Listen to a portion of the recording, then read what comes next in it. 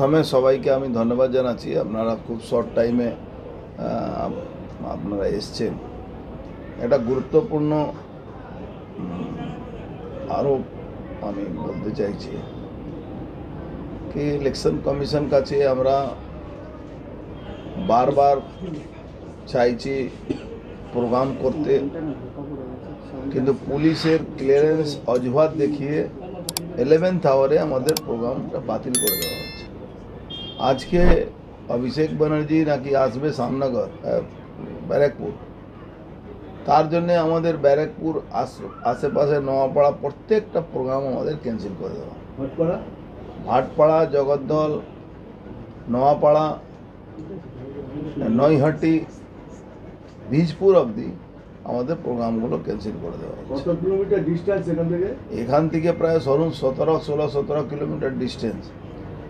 এদিকে আপনারা জানেন ইতিমধ্যে প্রায় 5-6 কোটি টাকা খরচ করে ওই ইলেকট্রিক লাইনগুলো, কেবল লাইনগুলো কেটে 5 দিন ধরে ব্যারাকপুরের মানুষ অতিষ্ঠ হয়ে গেছে। এই গরমের মধ্যে লোডশেডিং করে লাইন করে কেটে, যেহেতু উনি রোড শো মহারাজা যে রোড শো করবেন, তাতে সমস্ত রাস্তাগুলো ওনার পরিষ্কার রাখতে হবে। এই ধরনের আচরণ তো মানুষের খুবই অসুবিধা হচ্ছে। তা সত্ত্বেও ইলেকশন কমিশন এখানে কোনো নজরদারি করছে না, যেহেতু পুলিশের স্পষ্ট পুলিশ আইন না মেনে তাদেরকে সাপোর্ট করছে, তার জন্য এই সমস্যাটাগুলো হচ্ছে।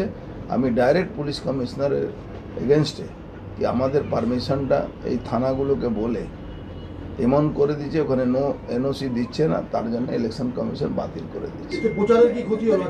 অনেক ক্ষতি হচ্ছে প্রচারে, আমাদের সমস্ত প্রোগ্রামগুলো বন্ধ করে দেওয়া হচ্ছে, এটা ব্যাপক ক্ষতি হচ্ছে।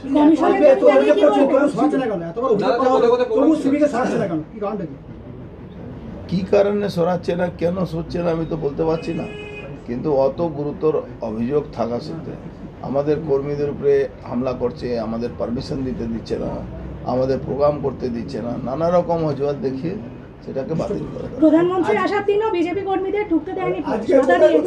কমিশনের ভূমিকা নিয়ে কি বলবেন? কমিশনের ভূমিকা খুবই খারাপ। প্রথমে আমি বলেছিলাম, তখন তারপরে কিছুটা সরিয়েছে। যে পৌরসভা কর্মচারী, সেই পৌরসভাতে তাকে ডিউটি লাগিয়ে দেওয়া হয়েছে। তারা সরকারি পক্ষ বায়াস হয়ে তারা কাজগুলো করছে। তৃণমূলের পোস্টার ব্যানার সরকারি জায়গাতে থাকলে তাকে সরাচ্ছে না। ইভেন বিটি রোড একটা গুরুত্বপূর্ণ জায়গা, সেখানে তৃণমূলের সব ফ্ল্যাগ আছে, বিজেপি ফ্ল্যাগ সরিয়ে দেওয়া আছে। যুবরাজ মহারাজ আসবেন, বিজেপি ব্যানার, হোর্ডিং, ফেস্টুন সব সরিয়ে দেওয়া হচ্ছে। এটা কোন আইন বলছে কি যুবরাজ আসলে সেই রাস্তায় ব্যানার হোর্ডিং থাকবে? তৃণমূলের মিটিংয়ে, দিদিমণি মিটিংয়ে ওই গাড়ির মধ্যে বড় বড় গাড়ি থাকে না পুলিশের, ওই গাড়ির মধ্যে যাচ্ছে, ওখানে যেহেতু ভিড় হচ্ছে না, জামাটা খুলে টি শার্ট পরে ওই মিটিংয়ে হাজির হয়ে যাচ্ছে, সংখ্যা গুনতি করা পড়ে যাচ্ছে। নির্বাচন কমিশন যাদেরকে দিয়ে নিজের ইনফ্রাস্ট্রাকচার তৈরি করছে, তারা তো সরকারি দলের লোক, তারা তো তৃণমূল দলের লোক, তাদেরকে ওখানে অ্যাপয়েন্ট করে দেওয়া হয়েছে। তারা কন্ট্রাকচুয়াল চাকরি করে, কিন্তু ইলেকশন কমিশনে কাজ করে। তাদের ক্যাজুয়াল লেবারে কাজ করে, তারা কন্ট্রাকচুয়াল, তারা ইলেকশন কমিশনে কাজ করে। এতে কি হয়েছে, ল অ্যান্ড অর্ডার কীভাবে কন্ট্রোল হবে, কিভাবে ভোট হবে, এটা বড় প্রশ্ন থেকে যাচ্ছে। পুলিশ কমিশনারের ভূমিকা যেহেতু খারাপ আছে, পুলিশ পুরো নেগেটিভ কাজ করছে। এই জন্যে আমরা বারবার বলছি পুলিশ কমিশনারকে এখান থেকে সরানো, জেপি পান্ডেকে এখানে সরানো। যে এসিপি আছে এখানে 5 বছর ধরে ও এখানে এই রেভিনিউ ডিস্ট্রিক্টে পড়ে আছে। ইলেকশন কমিশন কি ঘুমিয়ে আছে? এসব দেখতে পাচ্ছে না। আমরা তো চিঠি লিখতে পারি, আমরা তো ইলেকশন কমিশন তো সাইড হতে আছে, ইলেকশন কমিশনটাকে আমরা বারবার চিঠি লিখতে পারি, কিন্তু ইলেকশন কমিশনে তো কিভাবে এটা ডিসিশন নিচ্ছে আমার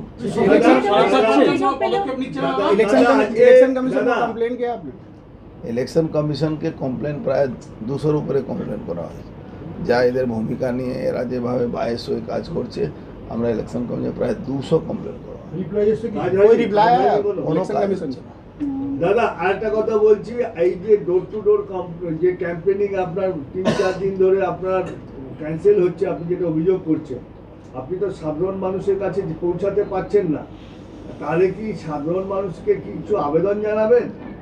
সাধারণ মানুষকে যে আমি একটাই আবেদন জানাতে চাইছি, যেহেতু পুলিশের পুলিশ যেভাবে ইলেকশন কমিশনকে মিসগাইড করছে, তাতে আমরা যে মানুষের কাছে পৌঁছতে পারছি না, আমাদেরকে ক্ষমা করবেন। আমরা কিন্তু আপনাদের সাহায্যের জন্য, আপনাদের আশীর্বাদ জন্যই কিন্তু এই লড়াই আমরা জিতব। কিন্তু যেভাবে আমাদেরকে টেকনিক্যালি বাধা দেওয়া হচ্ছে, আমরা হয়তো আপনাদের কাছে পৌঁছতে পারছি না, কিন্তু সোশ্যাল মিডিয়ার মাধ্যমে আপনাদের কাছে আমরা সবসময় প্রস্তুত থাকব, আমরা মিডিয়ার মাধ্যমে প্রস্তুত থাকব।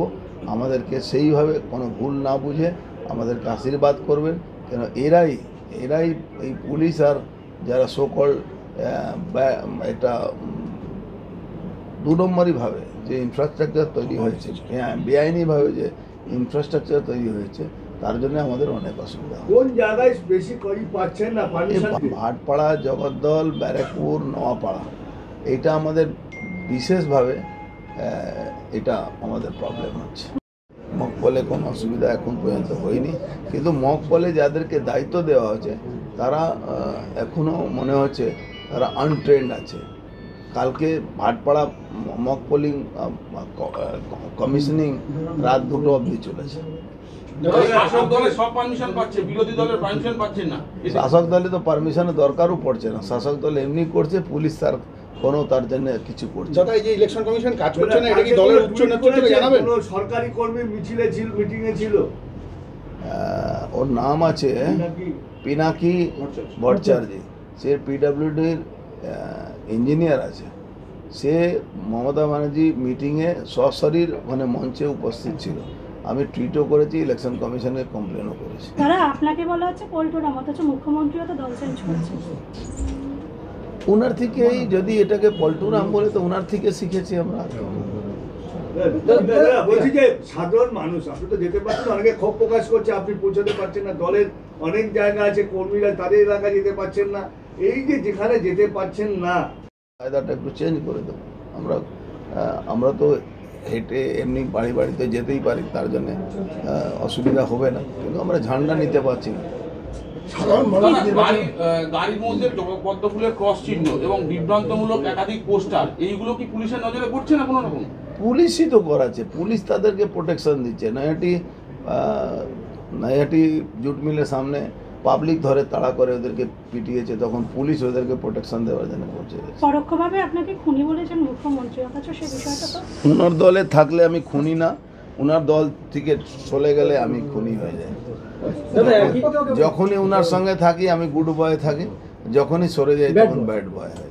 দাদা একই সঙ্গে আপনাকে প্রধানমন্ত্রী চিঠিও দিয়েছেন, শুভেচ্ছা বার্তা দিয়েছেন, কি বলবেন?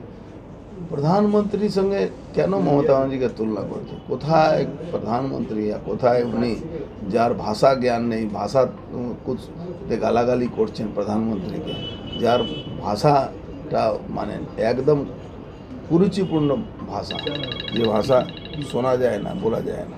আইনের শাসন না শাসকের আইন? এখানে শাসকের আইন, পুরো আইনের শাসন কোথাও নেই বাংলা। প্রোগ্রাম ছিল আজকে, কি প্রোগ্রাম ছিল যেগুলো পারমিশন পাননি? দেখুন, আজকে আমাদের পদযাত্রা ছিল সকালবেলা 8টা থেকে, তারপরে এটা 10টা থেকে ওই ব্যারাকপুরের সাইডে ছিল, একটা জগদ্দলে ছিল। এরকম প্রোগ্রামগুলোকে পুরোপুরি বাতিল করে দেওয়া। তৃণমূলে তো মেন লেফটেন্যান্ট তো পুলিশই আছে, তৃণমূলে তো লেফটেন্যান্ট পুলিশ ছাড়া তো কিছু নেই। পুলিশ আর গুন্ডাদেরকে দিয়ে তৃণমূল চলছে, তৃণমূলকে সরাতে হবে, নালে মানুষের গণতান্ত্রিক অধিকার কেড়ে নিচ্ছে। আমার সবার কাছে হাত জোড় করে আমি বলছি কি, আপনারা ভেবে নিন কি আপনার ভাই, আপনার বন্ধু, আপনার এমপি আপনার পাশেই আছে। আপনারা এই একটা টেকনিক্যাল সমস্যার জন্য আমাদেরকে ওখানে পৌঁছতে দিচ্ছে না এরা। এই যে পারমিশনগুলো বন্ধ করে দিচ্ছে, পারমিশনগুলো করতে দিচ্ছে না, তাতে এই টেকনিক্যাল সমস্যাটা হয়ে যাচ্ছে। বিচুর কেন্দ্রে ফোন করে ধমক দেওয়া হচ্ছে আপনার সকল কর্মীদের, বিচু জুড়ে। ও তো সব জায়গায় দিচ্ছে, কিন্তু আমাদের কর্মীরা অনেক স্ট্রং আছে, কিছু কিছু জায়গায় একটু ভয় পাচ্ছে, সেটা আমরা বুঝে নেবো। অসুবিধা আজকে আপনারা কি কাউন্সিলর যেভাবে বলবেন? চড় মারলেন, কাউন্সিলর এমএলএ এদের তো অন্য কিছু শিখিনি, এরা তো জোর করে ক্ষমতায় আছে।